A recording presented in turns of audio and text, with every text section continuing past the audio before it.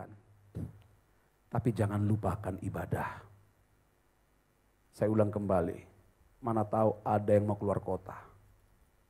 Kalau kalian mau keluar kota, jangan lupakan ibadah. Percaya dengan saya. Saya sebenarnya kurang sepaham kalau ada jemaat pergi keluar kota pada hari Minggu. Kecuali ada yang urgent. Berarti jelas Anda tidak beribadah. Usahakan harus ada ibadah. Dan saya juga kurang sepaham kalau ada jemaat di hari Natal open house. Gara-gara open house menyambut orang, engkau tidak menghargai Tuhan.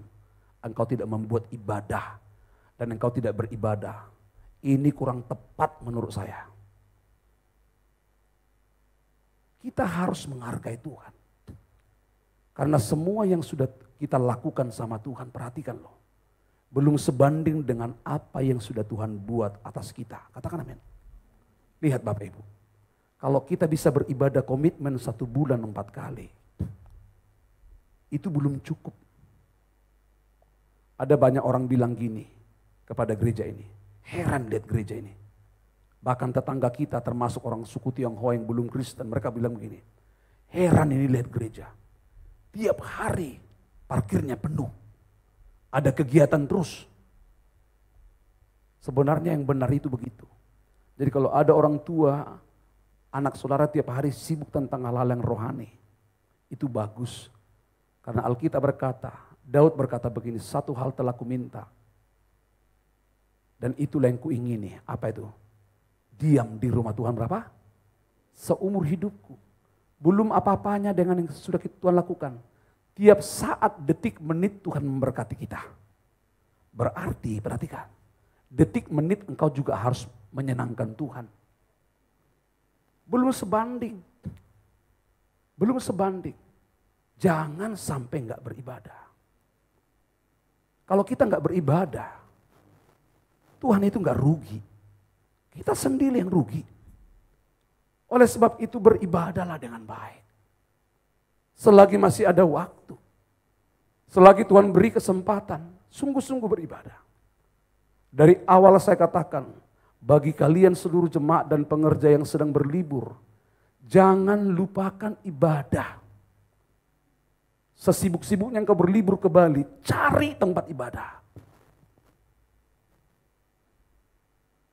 Kalau sedang belum sampai tujuan, di mobil saudara buat ibadah. Buat praise and worship di mobil saudara. Jikalau ada Tuhan di mobilmu, engkau akan dihalau dari segala kecelakaan. Jangan sampai tidak ada Tuhan dalam hidup kita. Itu penting. Semua prediksi manusia di tahun 2023, percaya atau tidak percaya, mereka itu pakar. Mereka itu pakar-pakar yang hebat, memprediksi. Untung Mama Loren sudah meninggal. Kalau enggak, ramalannya begitu berbahaya. Tapi masa saudara lebih percaya sama manusia? Masa kita lebih percaya sama manusia? Sedangkan dalam Mazmur 23 ayat 4. Firman Tuhan berkata begini. Sekalipun ku berjalan dalam lembah kekelaman, tak akan gentar ku melangkah, sebab Engkau besertaku. Katakan amin. Oleh sebab itu, bagaimana caranya supaya apa yang Tuhan janjikan itu digenapi dalam hidup kita? Tidak kebetulan gembala pembina kita memberikan satu tema yang tepat untuk mempersiapkan setiap umat Tuhan untuk masuk tahun 2023. Walaupun ibadah pagi dan ibadah sore tema yang sama, tapi penjabaran yang berbeda saya sampaikan. Dan bahan yang berbeda. Saya persiapkan dua bahan ini. Tapi intinya sama. Yesus pembawa pengharapan baru. Yesus itu pembawa pengharapan baru. Banyak yang baru dimiliki Yesus. Dengar ya. Yesus itu stoknya selalu baru. Saya ulang kembali. Yesus yang kita sembah, stoknya selalu baru. Makanya supaya kita mendapat berkat yang baru, jangan datang sama Tuhan dengan spirit yang lama. Jangan andalkan pengurapan minggu yang lalu. Kalau kita yang melayani di minggu yang lalu kita dipakai Tuhan dengan dahsyat, jangan bawa pengurapan itu. Karena Alkitab berkata, dalam kitab Ratapan, kasih Tuhan tak berkesudahan, selalu baru setiap pagi. Setiap saat, katakan amin. Angkat tangan kita. Kasih Tuhan tak berkesudahan, habis tiada pada, selalu baru setiap pagi, baru setiap pagi, besar setia.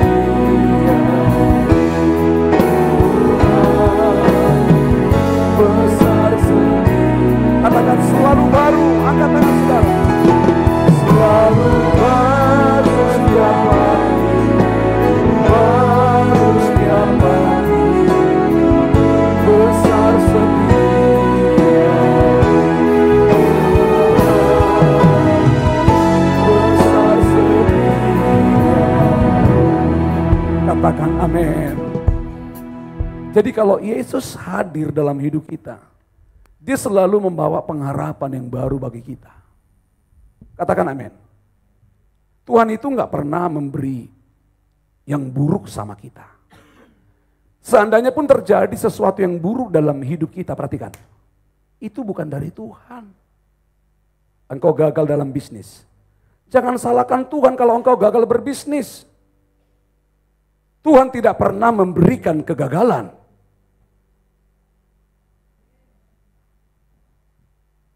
Tuhan tidak pernah memberikan kegagalan. Kalau Tuhan hadir justru Dia datang untuk kegagalan kita. Supaya kegagalan itu dirubah menjadi keberhasilan. Kutuk itu fakta ada. Tapi kutuk bukan dari Tuhan. Yesus datang untuk membawa berkat. Jadi sebenarnya setiap orang Kristen yang berjumpa dengan Tuhan, hidupnya pasti diberkati.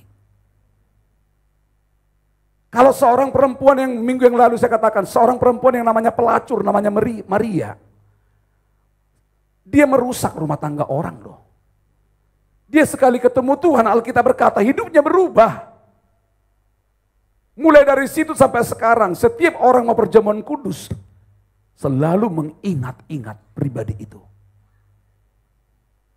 Yesus datang untuk membawa yang baik. Katakan amin.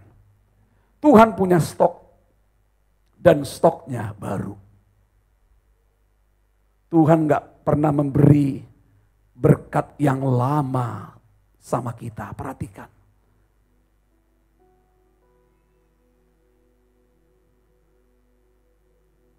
Maaf ya,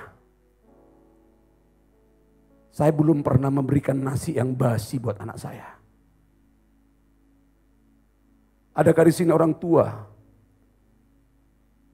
Adakah di sini orang tua sengaja membawa berkat yang basi buat anaknya? Coba kalau ada, angkat tangannya. Adakah di sini papa mama, engkau sudah tahu makanan itu basi, tapi engkau sengaja beri itu sama anak saudara? Perhatikan. Apakah ada? Coba angkat tangannya. Ayo fokus. Adakah di sini papa mama yang pernah memberikan nasi yang basi buat anaknya? Saya percaya kita selalu memberi yang terbaik buat anak kita. Biarlah kita nggak makan asal anak kita makan, betul gak? Kalau bapak di dunia ini saja tahu memberi yang baik buat anaknya. Hei, apalagi Bapa di surga, Dia Bapa yang baik. Harus kita tanamkan di hati kita. Perhatikan, Dia Bapak yang baik. Jangan pernah kita berpikir. Jangan pernah kita berpikir kalau bisnis kita gagal, lalu kita berkata Tuhan gak baik, lalu kita ngambek gitu loh. Kalau kita mengalami keadaan yang tidak baik, langsung kita berpikir kita salahkan Tuhan. Lalu Anda gak mau beribadah, ngambek gitu loh. Hei, kalau papa mama di dunia ini tahu memberi yang baik buat anaknya, apalagi Bapak kita yang di surga. Dengar ini. Tahun depan dia sudah punya stok yang baru. Apa yang kau perlukan? Dia sudah punya stok yang baru. Dia sudah menyediakan yang baru bagi kita. Asal kita sungguh-sungguh mengasihi Dia. Katakan amin. Yesus itu adalah Tuhan yang baik. Tanamkan, Tuhan Yesus adalah Tuhan yang sangat baik. Dia gak pernah gak baik loh. Makanya saya bingung lihat orang Kristen. Kalau Tuhan kita itu Tuhan yang baik, anak-anaknya harus baik. Tuhan gak punya musuh, katakan amin. Yesus gak punya musuh. Musuhnya iblis, musuhnya Tuhan cuma satu, iblis. Harusnya orang Kristen yang percaya sama Dia nggak boleh punya musuh. Tetapi kenapa orang Kristen saling memusuhi? Suami istri nggak cakapen, suami istri ngambek, suami istri dengan mertua ribut, dengan tetangga ribut, sesama pelayan gontok-gontokan, suka berantem, saling fitnah, buat gap-gapan. Gap ini paling keren, paling cantik. Sampai kapan gereja begini? Tuhan kita gak pernah memberikan yang buruk sama kita. Tuhan itu, Tuhan Yesus adalah Tuhan yang baik. Angkat tanganmu. Yesus, kau sungguh baik. Come on.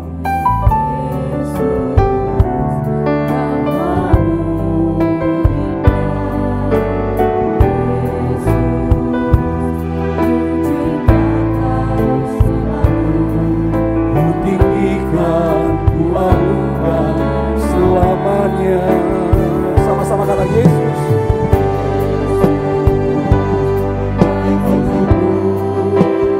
Sungguh-sungguh katakan Dia baik.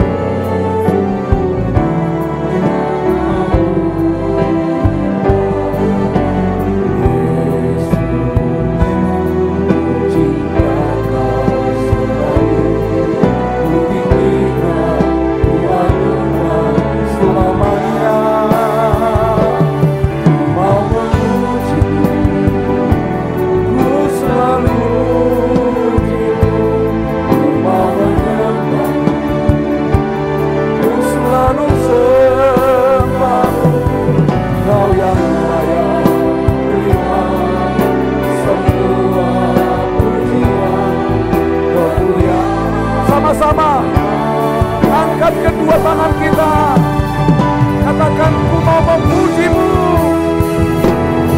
mau memuji-Mu, ku selalu puji-Mu, mau menyembah-Mu, ku selalu sembah-Mu, Kau yang layak terima semua pujian. Kemuliaan hanya bagi Tuhan. Beri kemuliaan hanya bagi Dia. Haleluya. Boleh tanamkan di hati kita. Halo, Tuhan itu baik. Halo, Tuhan Yesus itu baik. Coba jempolnya dong. Tuhan Yesus baik.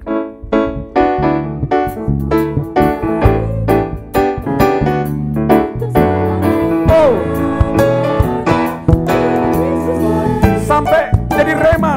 Tuhan Yesus baik, sungguh amat baik untuk selama-lamanya.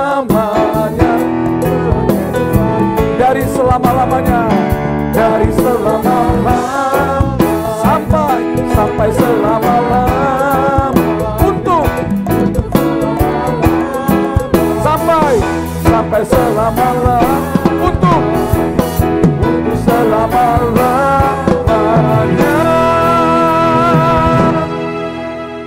Jempolnya di atas. Tuhan Yesus baik.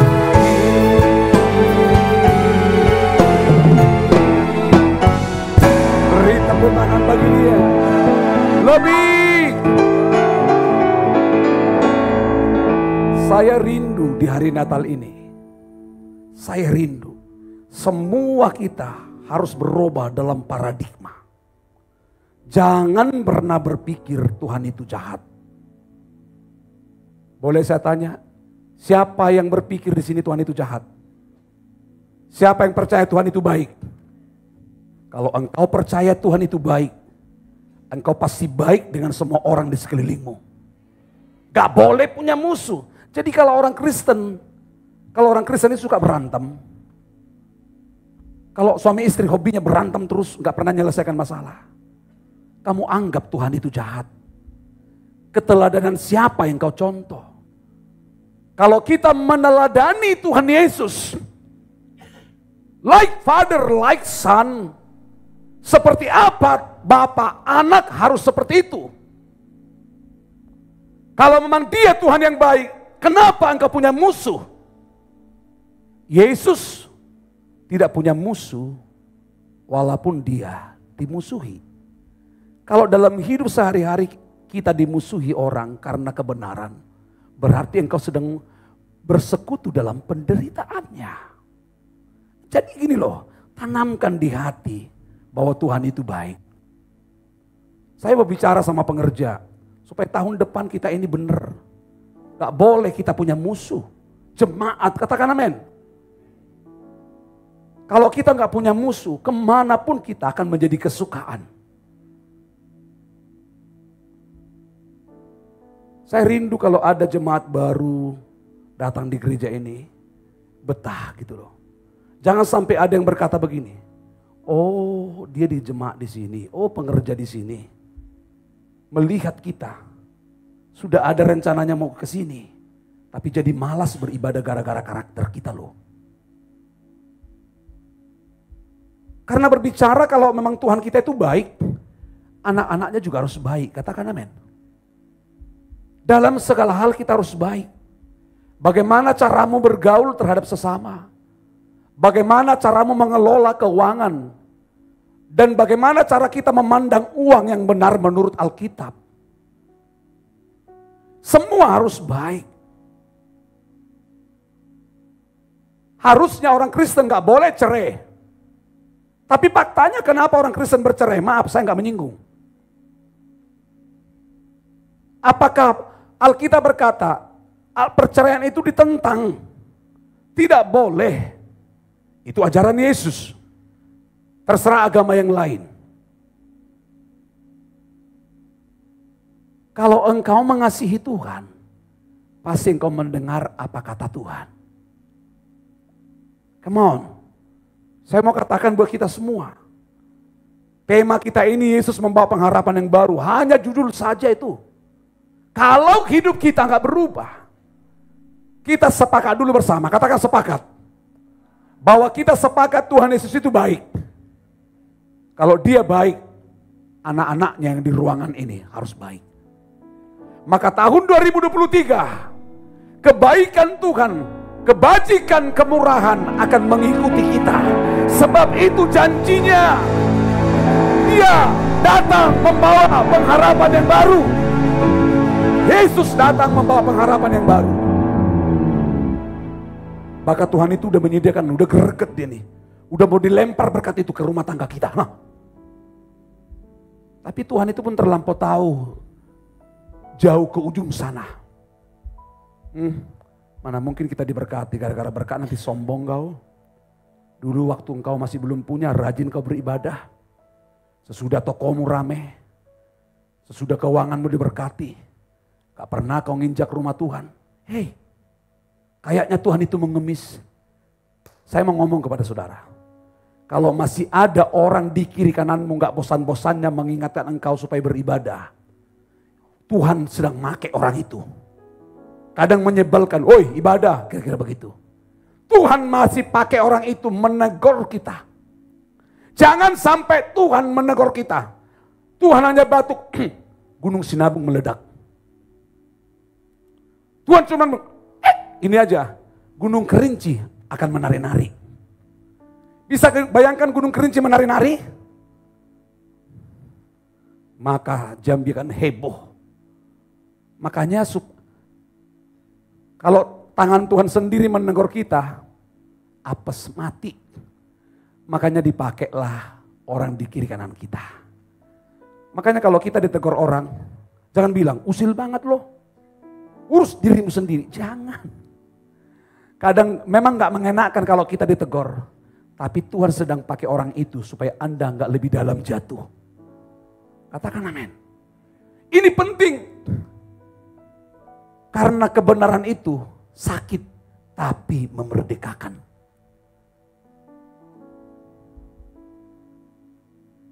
Kalau dimatikan lampu di tempat ini. Kalau dimatikan lampu di tempat ini. Kalau ada pencuri di tempat ini. Kesempatan dia akan bereaksi. Handphone siapa yang bisa diambil. Tapi kalau lagi terang begini. Pencuri pun akan duduk diam. Karena terang. Artinya kebenaran akan menelanjangi segala sesuatu. Katakan amin. Jadi tanamkan dulu di hati kita. Tuhan Yesus adalah Tuhan yang baik. Yesus datang membawa pengharapan yang baru bagi kita. Katakan amin. Kolose 1 ayat 27.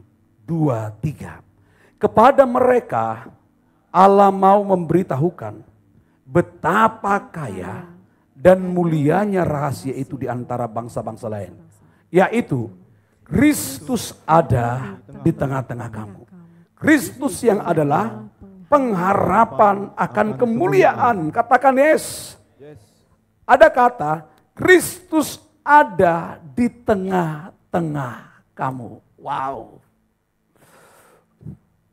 Kristus ada di tengah-tengah gereja ini. Kalau di tengah-tengah bisa melihat semua, perhatikan.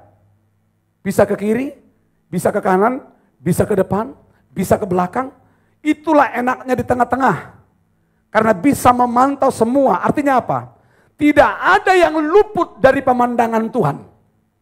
Sehebat apa saudara menyembunyikan dosa, dosamu suatu saat pasti dibongkar. Tidak ada yang luput dari pemandangan Tuhan. Karena Tuhan itu ada di tengah-tengah kita. Tuhan Yesus itu ada di tengah-tengah umatnya. Untuk apa Yesus ada di tengah-tengah umatnya? Untuk membawa pengharapan akan kemuliaannya. Katakan yes. Dia di tengah-tengah kita loh. Kalau Yesus di pinggir sana, tidak akan kelihatan di ujung sana. Tapi kalau saya di tengah-tengah, begini perhatikan. Saya bisa lihat Anda yang ngantuk ibadah. Saya bisa lihat Anda yang suka jalan-jalan. Saya bisa lihat Anda yang tidak fokus mendengar firman. Saya bisa lihat. Karena saya pantau semuanya.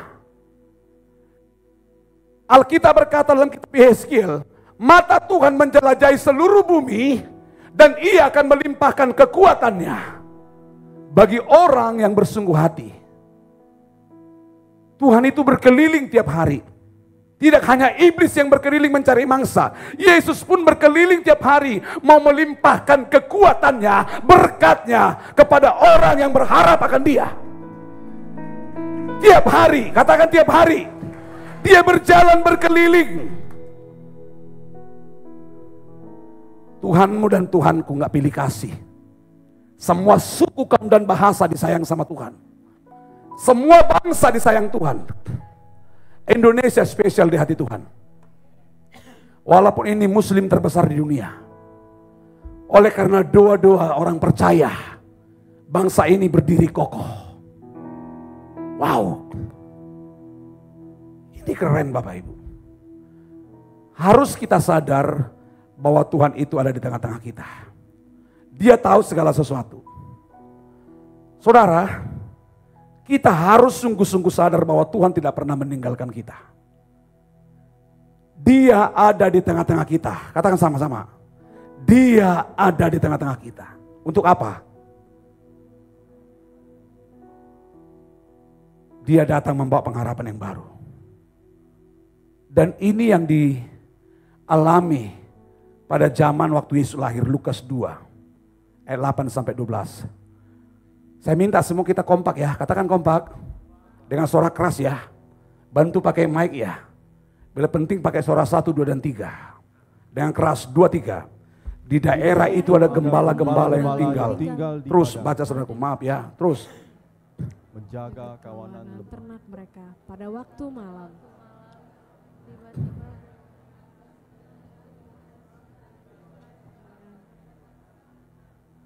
Lalu kata malaikat itu kepada mereka, jangan takut, sebab sesungguhnya aku memberitahukan kepadamu kesukaan besar untuk seluruh bangsa. Hari ini telah lahir bagimu juru selamat, yaitu Kristus Tuhan di kota Daud. Dan inilah tandanya bagimu. Apa tandanya? 2, 3. Kamu akan menjumpai seorang bayi yang dibungkus dengan lampin dan terbaring dalam palungan. Artinya apa?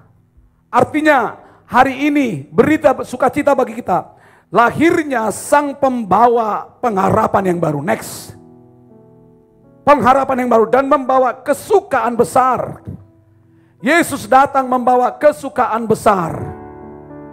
Katakan kesukaan besar. Kesukaan bagi dunia, penebus datanglah, beri hatimu kepadanya, sekalian yang hilang, sekalian orang, kesukaan bagi dunia, penebus datanglah.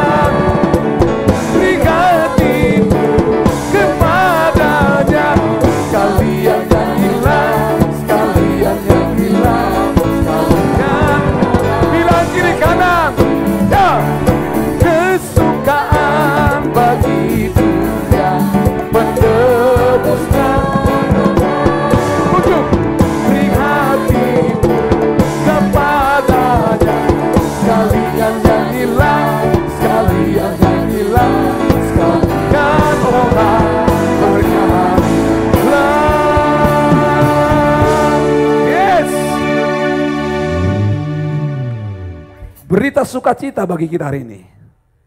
Ada kesukaan besar bagi dunia. Jadi Yesus 2000 tahun yang lalu kedatangan Tuhan yang pertama. Waktu dia datang yang pertama membawa berita baik. Apa itu? Kesukaan besar. Suka artinya apa? Senang, sukacita, joyful. Senang. Makanya gini Pak, Bu. Pak. Bu, halo Pak, Bu, kalau ibadah mukamu jangan muram gitu loh. Ibadah wajahnya seram, jaim. Alkitab, saya ulang kembali, Alkitab tidak pernah mengajarkan gerejanya beribadah seram. Ibadah di dunia ini harus seperti di surga. Di surga itu nggak ada yang jaim. Ada. Kalau terlampau sering kau beribadah begini, saya yakin Anda naik ke surga ditendang kembali. Turun kau. Tempat kau bukan di sini. Karena di surga itu ada sukacita. Menari-nari. Menari-nari. Menari-nari.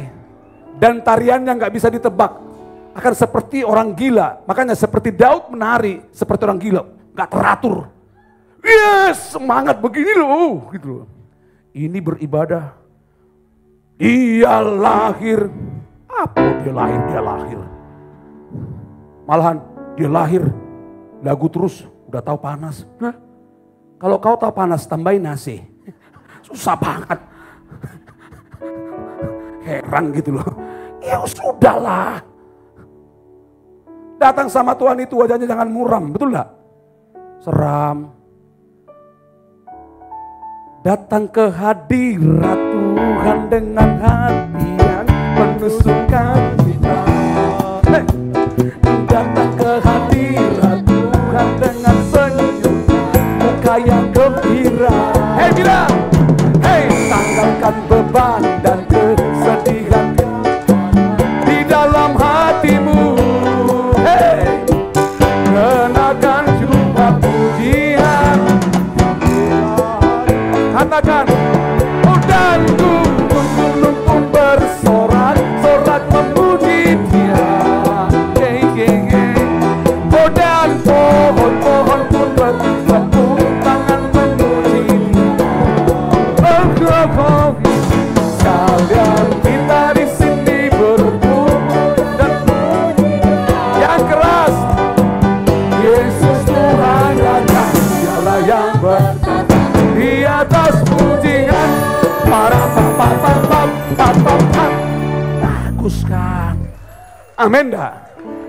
Ibadah itu harus begini, jangan jaim. Sebenarnya tanpa dibilang pemimpin pujian engkau lompat, engkau harus lompat.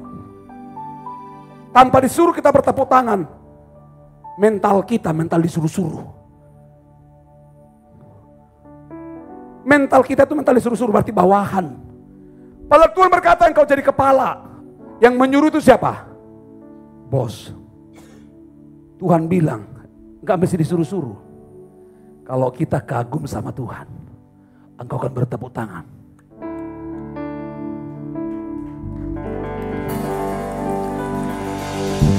Karena kagum. Ku kagum, hormat akan engkau. Ku kagum, hormat akan engkau. Dengan bangga, Dia layak.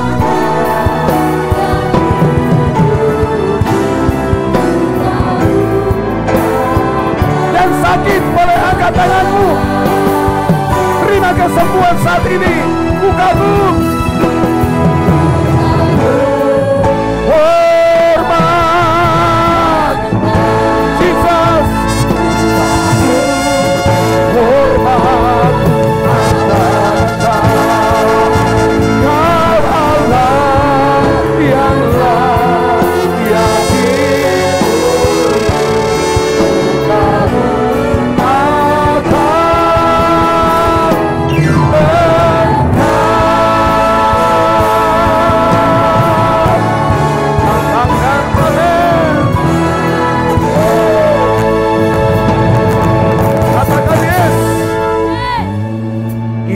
ibadah, nggak mesti disuruh-suruh. Kiri kanan saya nggak bisa bayangkan kalau semua melompat. Kalau kita melompat, iblis yang kita injak iblis. Kita melompat, tampar dia. Waktu kita bertepuk tangan, tampar dia, gedebak ambangoi katanya. Wah, kesakitan. Jangan beri kesempatan bagi. Waktu kau tampar iblis, ampun.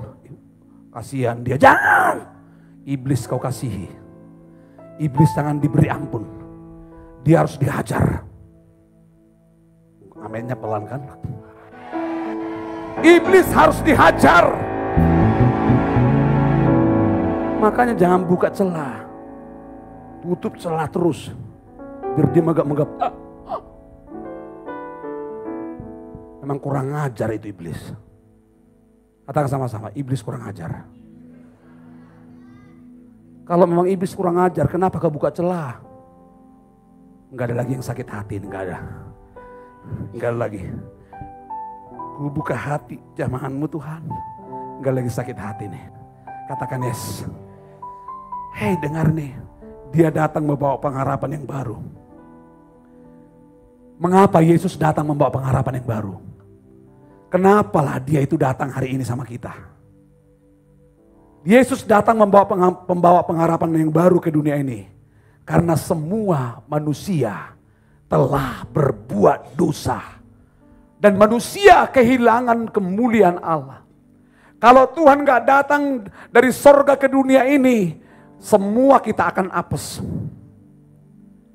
Kalau saya si mantan narkoba ini, kalau saya si mantan yang pernah membunuh orang ini, bisa dipakai Tuhan menjadi alatnya Tuhan menyampaikan Injil kepada banyak orang. Berarti itu bukti bahwa Tuhan tidak pernah tertarik dengan masa lalu kita. Iblis tidak pernah tertarik dengan masa lalu. Jadi kalau ada orang Kristen suka mengungkit-ungkit masa lalu, itu karakter siapa? Justru Tuhan datang membawa pengharapan yang baru, menutupi dosa kita. Makanya dikatakan kasih itu menutupi pelanggaran. Manusia semua berbuat dosa, Roma 3:23.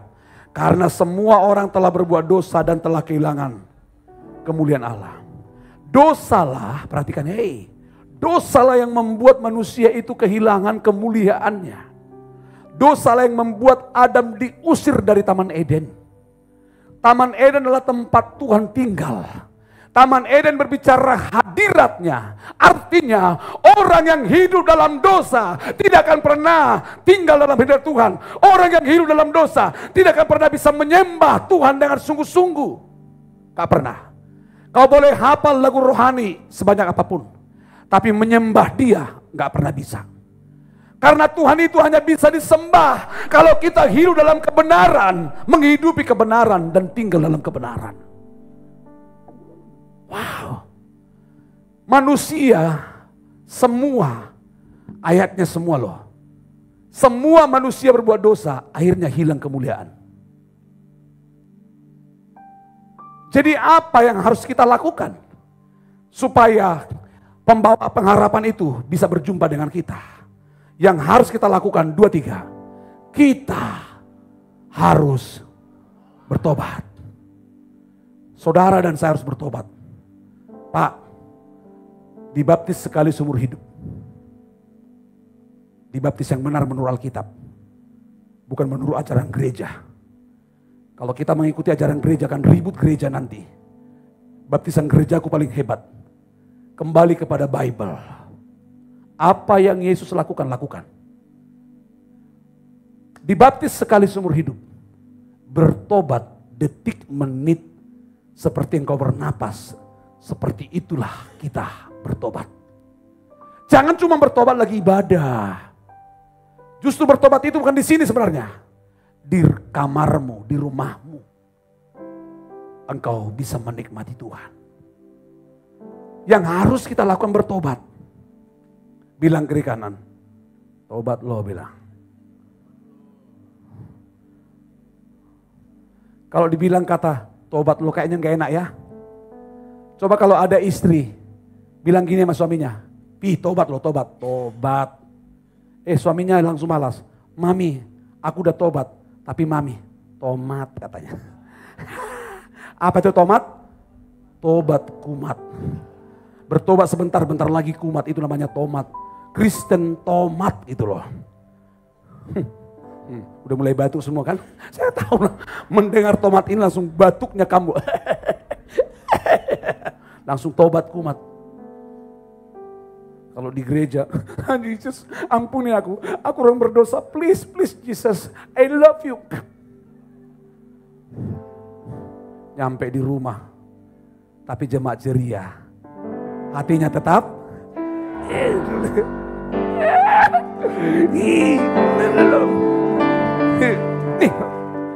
Iya bener nih, stabil dong, stabil, harus stabil. Meskipun badai silih berganti, ku tetap. Itu baru bener gitu loh. Baru disinggung sedikit. Apa kau? Apa kau? Kau tahu aku siapa? Lalu orang itu, aku tahu kau siapa? Kau belum bayar utang katanya. Katakan sama-sama, tobat. Yang keras. Mengapa sih? Mengapa kita harus bertobat? Ayo, kenapa? Mengapa kita harus bertobat? 2, 3. Supaya kita yang keras. Supaya kita yang keras. Yang keras. Mengapa kita pelayan Tuhan perlu bertobat? Mengapa jemaat perlu bertobat? supaya kita tidak masuk neraka. Orang yang bertobat tempatnya di surga, tapi orang yang tomat tempatnya di neraka. Hey bro and sis, surga itu nyata, neraka juga nyata bro. Jangan ngomong-ngomongin surga mulut kita, surga. Surga di hatiku. Itu dibongkar, banyak hitamnya. Surga itu nyata. Kita bertobat supaya kita tidak masuk neraka. Neraka itu ada. Matius 25 ayat 41 dengan suara keras. Dan ia akan berkata juga kepada mereka yang di sebelah. Kirinya. Perkataan Yesus kepada orang jahat di sebelah. Kirinya. Apa perkataannya? 2, 3. Enyala dari hadapanku, hai kamu orang-orang terkutuk. Enyala ke dalam api yang kekal, yang telah sedia untuk apa? Iblis dan malaikat-malaikatnya. Saya mau nanya, siapa malaikatnya iblis? Iblis dan malaikat-malaikatnya. Bukan cuma Tuhan punya malaikat, iblis juga punya malaikat. Siapa malaikatnya? Orang yang buka celah. Orang yang tidak mau bertobat. Orang Kristen yang terus hidup dalam dosa, gak mau menyelesaikan dosa, kepahitan terus, maaf ya. Kita termasuk antek-anteknya. Malaikat-malaikatnya. Bilang kiri kanan, ngeri juga ya. Sekarang ke belakang, kamu gitu ndak? Sekarang katakan sama-sama dengan Pak Gembala. Oh saya tidak. Oh katakan, oh saya tidak. Kita bukan antek-antek iblis, tapi kita anak raja. Ikuti tepuk tangan saya. Aku anak raja, engkau anak raja, kita semua anak raja. Haleluya. Aku anak raja, engkau anak raja, kita semua. Dua-dua tangan di atas. Haleluya, puji Tuhan, haleluya. Haleluya.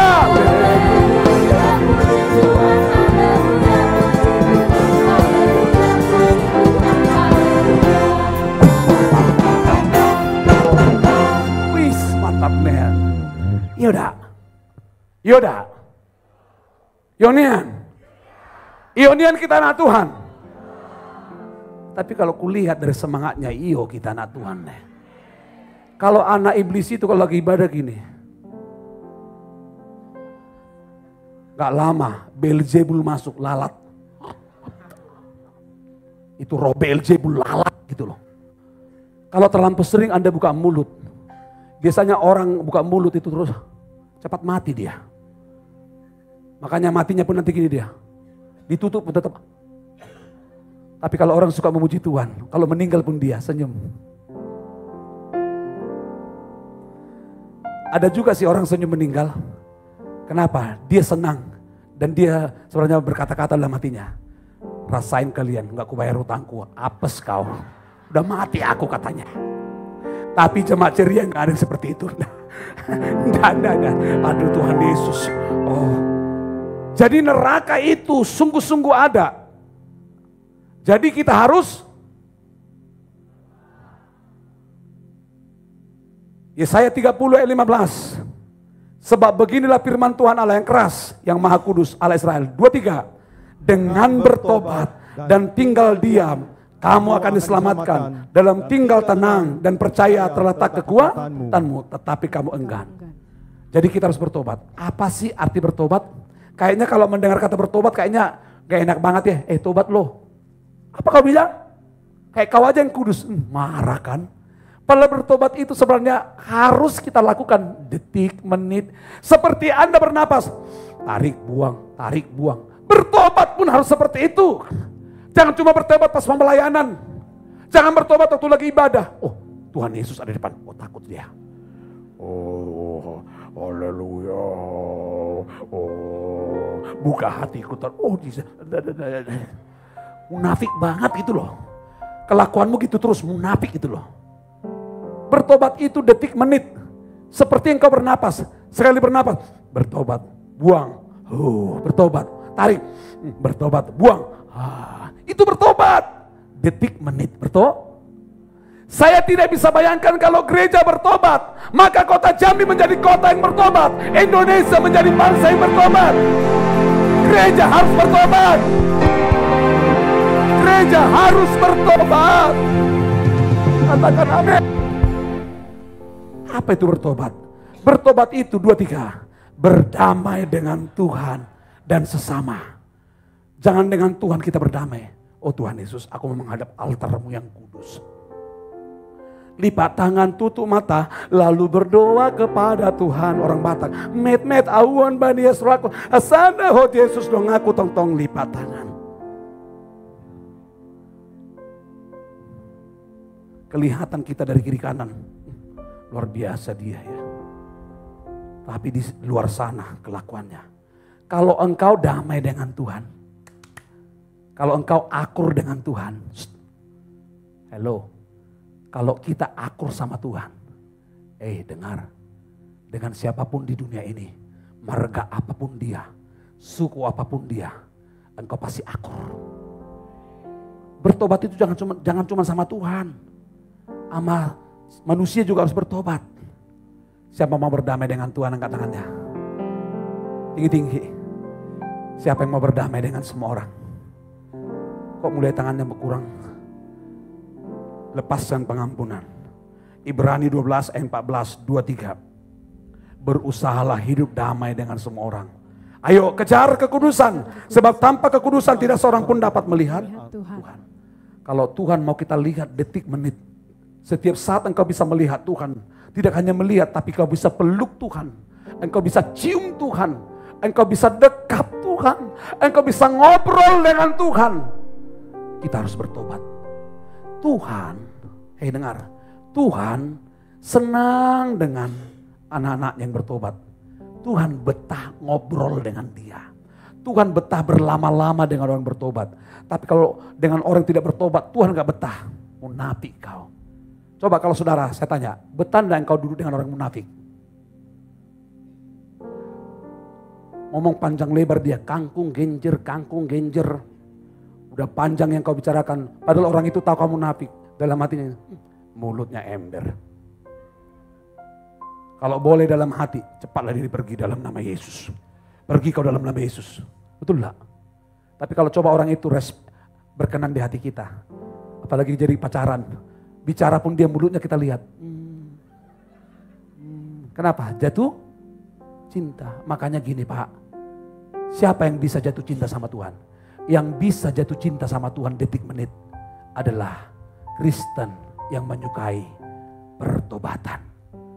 Jadi Natal itu perlu bertobat. Jangan minum miras kau di tempat ini. Di gereja gak ada minum miras. Oh di gereja aku minum anggur sukacita, Roh Kudus. Tapi nanti malam minum miras di seribak, sombong nih kan. Napasmu juga bau. Udahlah, Tuhan sayang kita kok. Orang berdosa pun Tuhan sayang kok. Mau bertobat? Mau berdamai? Mau Pak ya? Bu, kalau mau kita berdamai, Yesaya 59. Sesungguhnya tangan Tuhan tidak kurang panjang untuk menyelamatkan. Dan pendengarannya tidak kurang tajam untuk mendengar. Tetapi yang merupakan pemisah antara kamu dengan Allahmu ya apa? Segala kejahatanmu yang membuat dia menyembunyikan diri terhadap kamu. Sehingga apa? Tuhan tidak mendengar. Ialah dosa.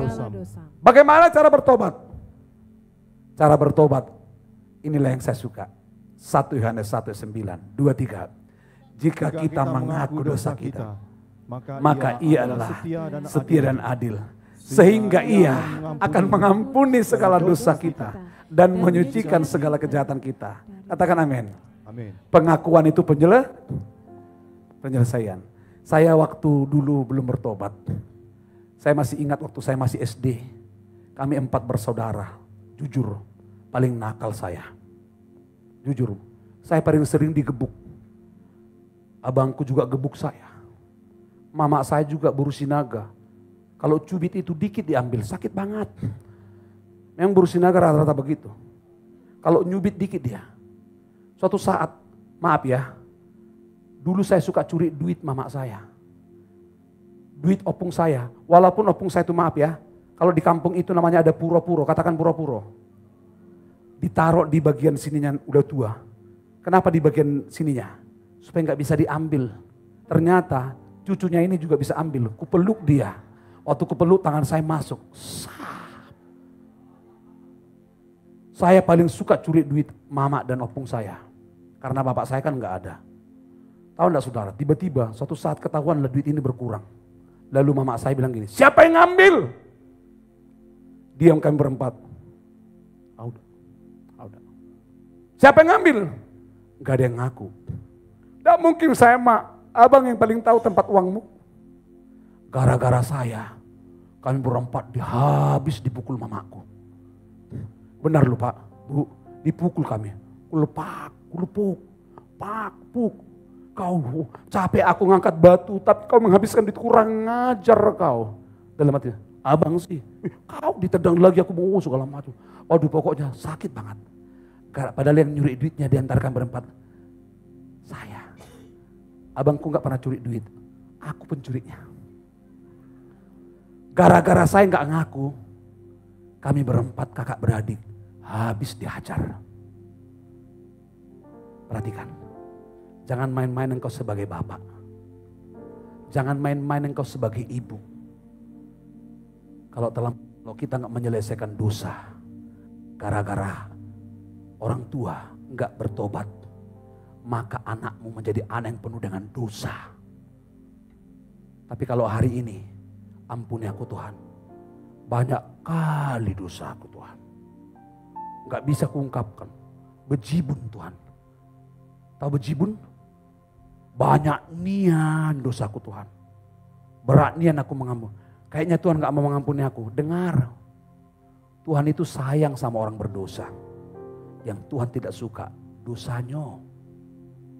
Makanya gini, selama kita belum menyelesaikan itu, akan berdampak buat sekelilingmu. Kalau engkau pemimpin perusahaan, anak buahmu akan menjadi kena gara-gara kelakuanmu. Kalau engkau papa mama, kalau engkau belum menyelesaikan itu, tinggal tunggu waktunya. Bukan saya bersumpah, enggak, itu Alkitab kok. Anakmu akan menuai apa yang kau tabur. Tapi kalau hari ini kau berkata, ampuni aku Tuhan, aku berdosa. Anakmu langsung buka tangan. Anakmu juga menerima impartasi. Apa yang kau tabur, anakmu akan menuai. Kalau engkau papa mama yang baik, anak-anakmu juga pasti baik. Amin. Suatu saat saya ngaku, ma ampuni aku ma. Karena terlampau banyak dicubit dikit-dikit, luka semua. Ampuni aku ma, ampuni. Mamaku tuh jago menghajar. Ampuni aku ma. Langsung ambil. Aku yang ambil ma, aku yang ambil ma. Di situ saya ngaku, bukan cuma mamaku yang hajar, abangku juga. Gara-gara kau ini, gara-gara kau ini. Wah dipukuli saya. Tapi sesudah saya dipukul, masalah memang waktu kita mengaku dosa sepertinya malu kan? Malu kan? Tapi pengakuan dosamu itu menyelesaikan. Dan itu berdampak. Di situ saya ngaku, mama saya bilang gini, jangan ulang lagi. Kalau perlu kau duit, minta sama mama. Mulai hari itu, kalau aku perlu uang, ku minta sama dia. Kalau dia gak kasih, kan mama yang bilang.